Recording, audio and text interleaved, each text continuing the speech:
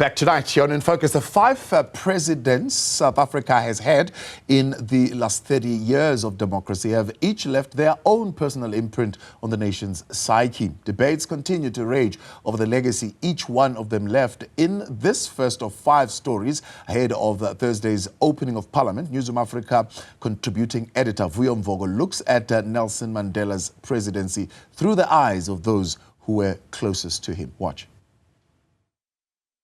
So help me God. And so began his only 5-year term as president of a nation that was divided by hundreds of years of living apart, where if you are not white, you are deprived of your citizenship, racially discriminated against, and likely unemployed. 30 years since the end of legislated apartheid, its entrenched social and economic effects remain, with unemployment now sitting at record high levels. Did Mandela, his comrades and the rest of their government of national unity partners not have a plan? One of the first things that happened was establishment of the commission, Labour Market Commission, which looked at a whole range of labour market instruments that prevailed under apartheid and what best practice looked like in order to enable effective and efficient labor deployment, if you like, in the economy. Pityana says the impact would only be felt later. Inflation was running at 14% before 1994 and fell to 5% within 10 years. The country's budget deficit fell from 8% in 1997 to 1.5% in 2004. Certain things, though, did unravel. Hardly a year into his 5-year term, he fired his comrade and former wife Winnie from the position of Deputy Minister of Arts and Culture for criticizing the government.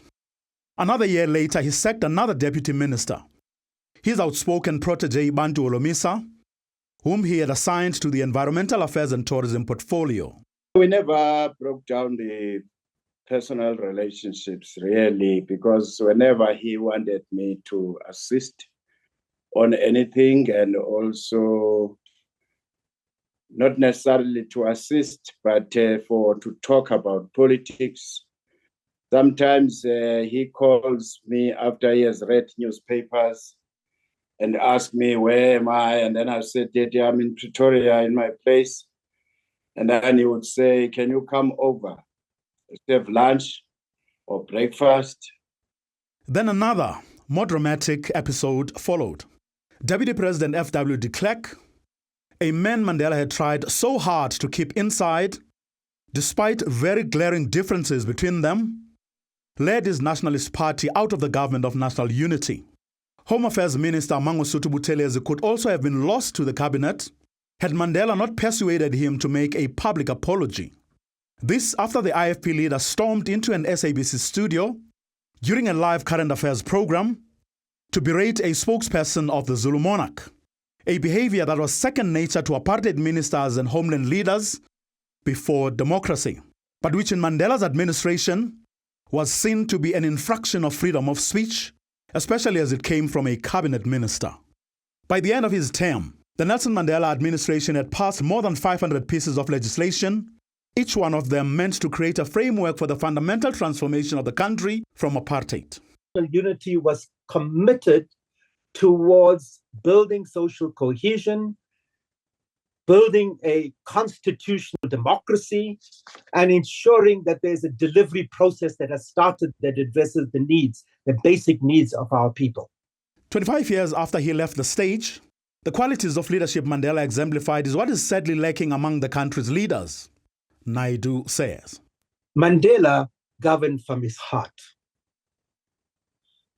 And in that, what he left us was a legacy of servant leadership, of humility, the absence of political arrogance, the commitment to build human unity, reconciliation, and forgiveness. Many of our leaders today in the world govern from their heads, where the mind is a cesspool of desires, of ego, of vested interests, of cravings, of attachments. That's what we miss in politics today. The family Mandela sacrificed for decades while he was in jail and during the years he was president, agrees. What I feel that he gave us as South Africans, it is the ability to hold our heads high whenever we travel, It doesn't matter which country, If you say you're from South Africa, people automatically say, oh, Mandela. So he gave us that ability to be able to be proud of who we are and how we came to a peaceful, transition into democracy. For Newzroom Afrika Channel 405, I am Vuyo Mvoko in Johannesburg.